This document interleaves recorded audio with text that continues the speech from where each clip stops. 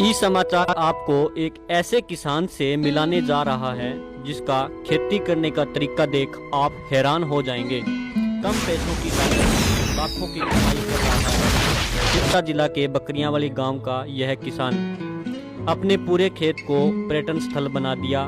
इस तरह का खेत देखकर आपका सिर्फ खेती करने का ही मन करेगा। आइए आपको मिलाते हैं किसान भंवर लाल स्वामी से।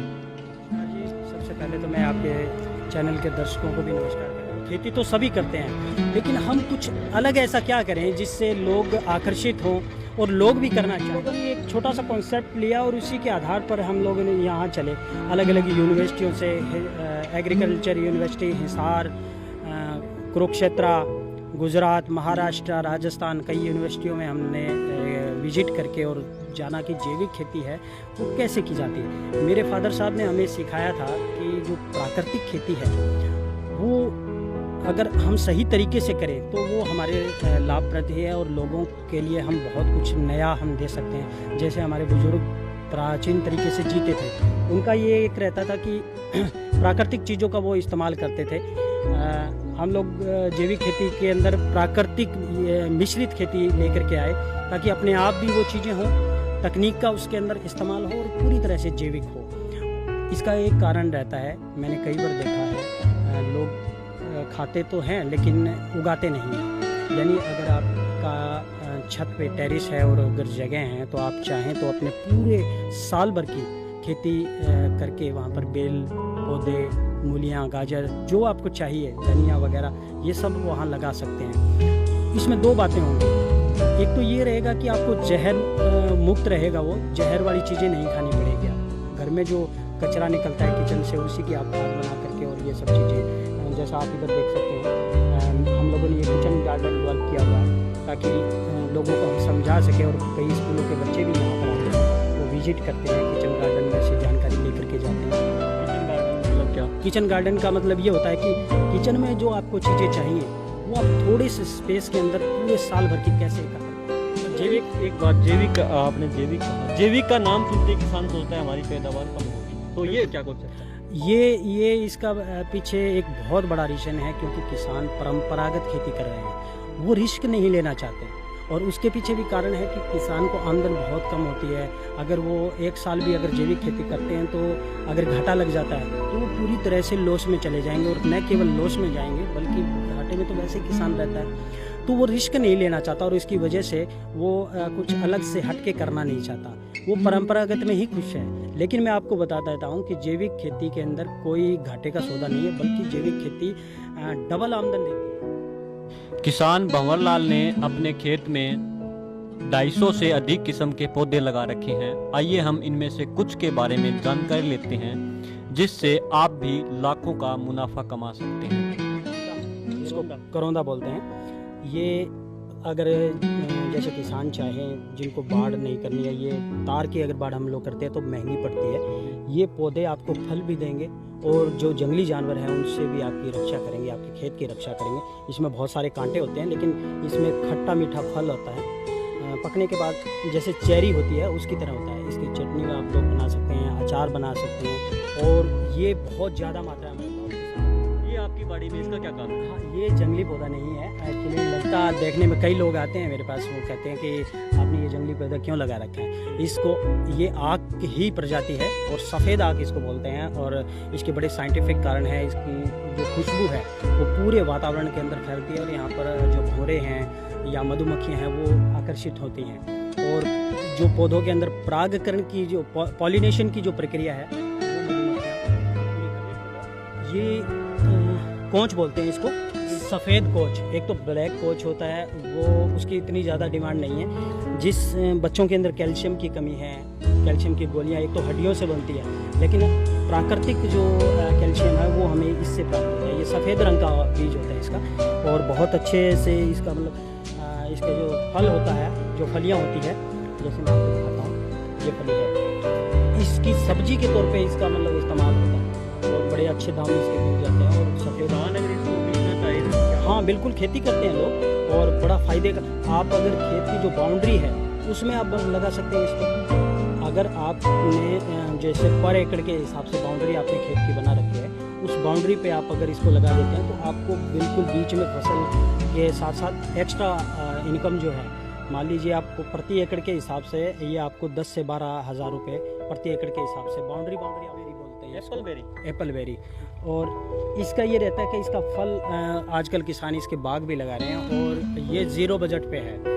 पहले साल आपने इन्वेस्टमेंट करना है वो बागवानी के लिए, अगर आप बागवानी करना चाहते हैं और अगर आपकी जो ज़मीन है वो दोमट है और खेती के अंदर मतलब आसपास का वातावरण गर्म है, मतलब बहुत कम सुविधाएं आपके पास है, पानी की कमी है, तो आप इस खेती को कर सकते हैं। और अगर आप ड्रिप सिस्टम करते हैं तो 85% ये लेमन ग्रोस, इसको लेमन ग्रोस बोलते हैं। इसकी बहुत आयात में खेती होती है, बहुत जगह जो लोग अगर खेती करना चाहते हैं तो करते हैं। ये लगभग 600 रुपये से लेकर के और 800-1000 रुपये तक इसका जो रहता है। हरी चाय, ग्रीन टी जिसको हम लोग बोलते हैं, ग्रीन टी के इस्तेमाल पे 800 किलोग्राम तक कम से कम ये चली जाती है। और इसका तेल जो निकलता है वो लगभग 14,000 रुपये प्रति किलोग्राम इसका रेट रहता है। इसका ऑयल निकलता है और जो साधनों में इस्तेमाल होता है और कई जो शरीर के लिए जो बीमारियां होती हैं उसमें बड़ा इसका अच्छे से इत्र इसका बनता है, कई चीज़ों में इस्तेमाल होता है। और इसकी खेती की आप इसको खुशबू देखेंगे तो आपको बिल्कुल नींबू की तरह। ये अंजीर है, अभी ये लगभग 1.5 साल का पौधा हुआ है और इसने 2 बार फल हम इसका ले चुके हैं। आप ये भी देखेंगे इसमें ये छोटे फल भी लगे हुए हैं, बड़े फल भी लगे हुए हैं। और इससे पहले ये देखिए अब ये पकने की कगार पर है। आप ये देखिए, यानी ये 12 मासी फल इसमें लगा रहता है, हमेशा फल आता रहेगा। अगर आप ये तोड़ देंगे तो इसको हमने ग्राफ्ट किया है और हाइब्रिड तैयार किया है, अपने आप में हाइब्रिड है।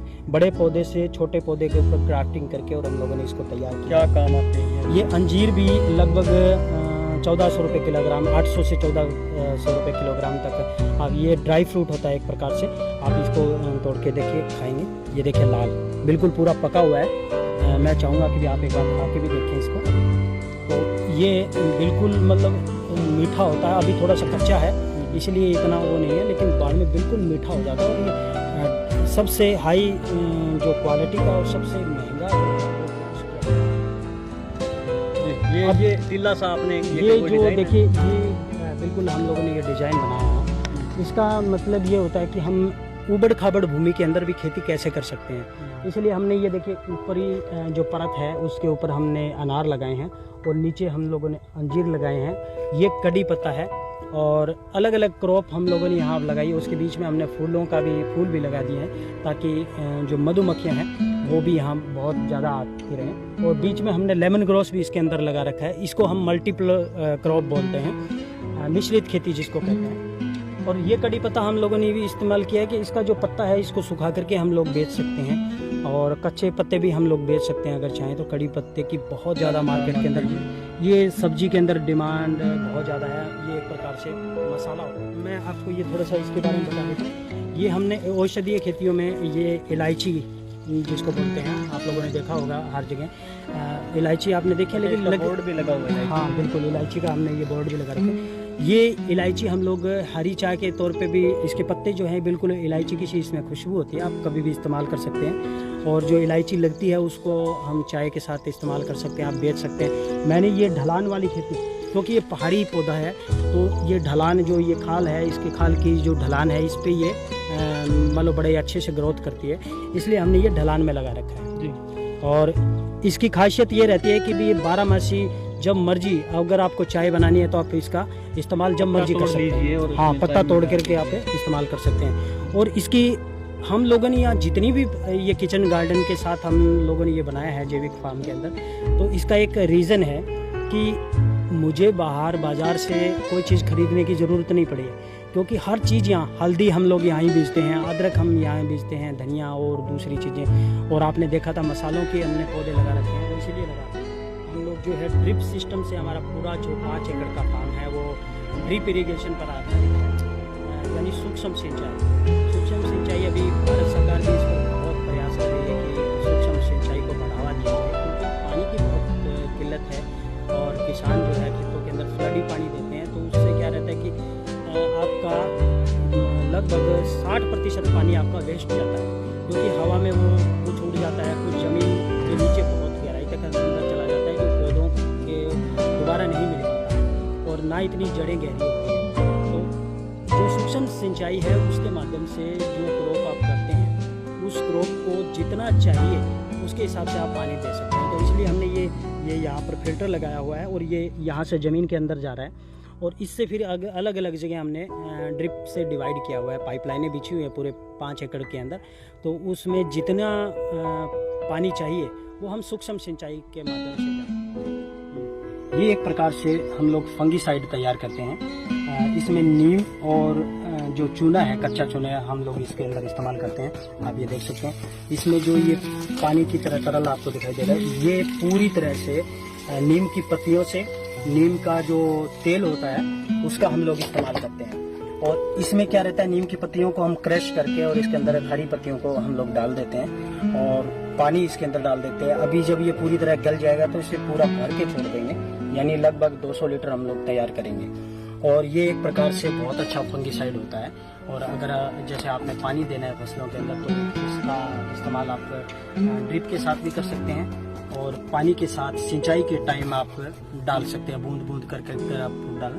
तो इसमें 2 चीज़ें होंगी, एक तो दीमक नहीं रहेगी, दूसरा निमेटोड और फंगस जो है वो आपकी ज़मीन में नहीं है। बड़ी शैवाल है, इसको हम क्रेशर भी कह सकते हैं, लेकिन ये क्रेशर नहीं होता, पहाड़ का चूरा होता है जिसके अंदर शैवाल मौजूद होते हैं। जैसे पहाड़ों के अंदर लेदरी है, काई है, बहुत सारे ऐसे पहाड़ी जो मिनरल्स होते हैं वो इसके अंदर मिले होते हैं। और हम लोग पनीरी तैयार करते हैं, और पनीरी के अंदर रूटिंग जो हार्मोन्स मिला करके और रूट बढ़ाने के लिए ये बड़ा ही अच्छा काम करता है। रूट जो है पौधों की वो बड़ा जल्दी ग्रोथ करती है, इसलिए हम इसका इस्तेमाल करते हैं। ये देखिए पराली है, आप इसको देख सकते हैं, पूरी तरह से ये नहीं गली है, लेकिन जो गल जाती है, हम अब किसान क्या रहता है कि पराली को लेकर के उनकी एक बड़ी समस्या है, वो पराली का प्रबंधन बड़े अच्छे से नहीं कर पाते।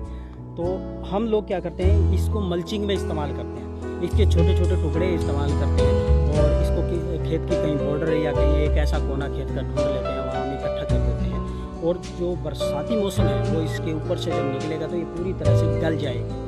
और फिर उस गली हुई चीज़ का, जैसे आपने मूंग की खेती करनी है, या आपने बागवानी करनी है, या और कोई दूसरी फसल करनी है, तो उसमें आप इसको ज़मीन के नीचे बिछा सकते हैं। तो उससे क्या रहेगा कि आपने अगर पानी देना है तो पानी को ये अवशोषित कर लेती है, और पानी को हवा में सूख करके उड़ने नहीं देती, यानी पानी को ये स्टोर करके रखती है। तो आपका लगभग 40 से 50% पानी ये पराली आपको। कचरे का ढेर एक प्रकार से हम इसको खाद कह सकते हैं।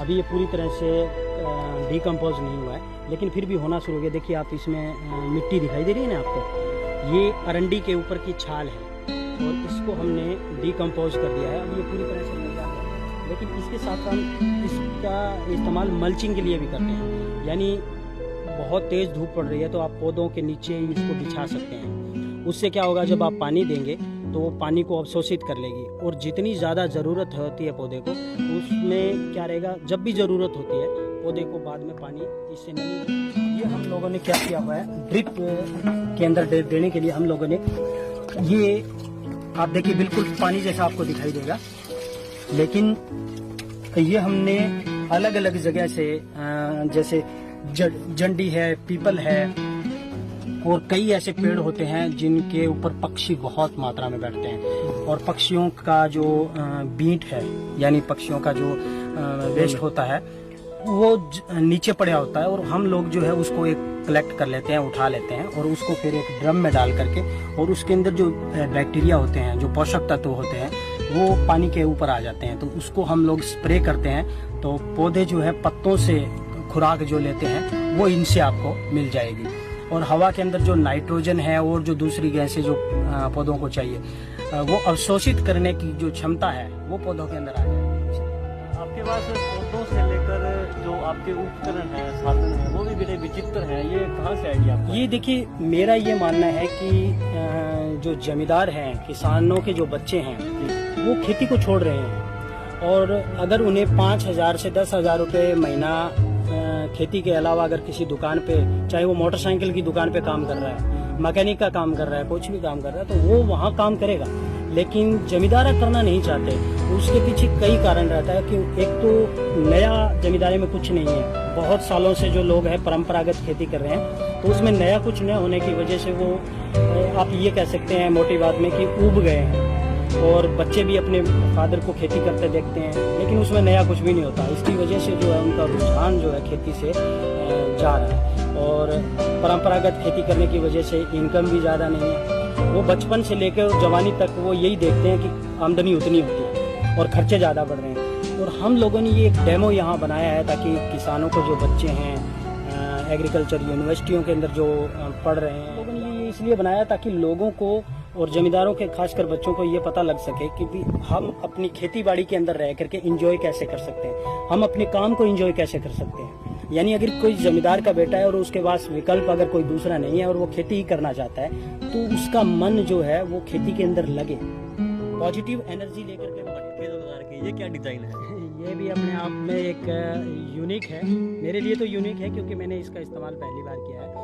और इसका ये रीज़न भी था कि घर में जैसे रॉ मटेरियल जो भी पड़ा होता है हम लोग यहाँ यूज़ करते हैं उसको। हालांकि घर में तो ये चीज़ें आजकल डिग्गी बना लेते हैं लोग, ऊपर बना लेते हैं, टंकियाँ लगी होती है तो ज़रूरत नहीं पड़ती फिल्टर आर वगैरह लगा रखा है। लेकिन क्या रहता है कि ये हम लोगों ने बाहर फेंकने की वजह इसका इस्तेमाल किया। और एक चीज़ हम लोगों ने देखी कि चारों तरफ एंगल है और इसको कलर करके थोड़ा खूबसूरत सा बना दिया। लेकिन इसमें गोरैया अंडे देती है, आप देख सकते हो नज़दीक में ये चारों तरफ जो मटके लगे हुए हैं उनके अंदर गोरैया ने अपने बच्चे दिए। और गोरैया आजकल जो है विलुप्त होता पक्षी है, और उसके लिए हर जगह चाहे वाइल्ड लाइफ हो या जीव जंतु कल्याण विभाग हो या आम जो जनमानस है, जो सामाजिक सेवी संस्था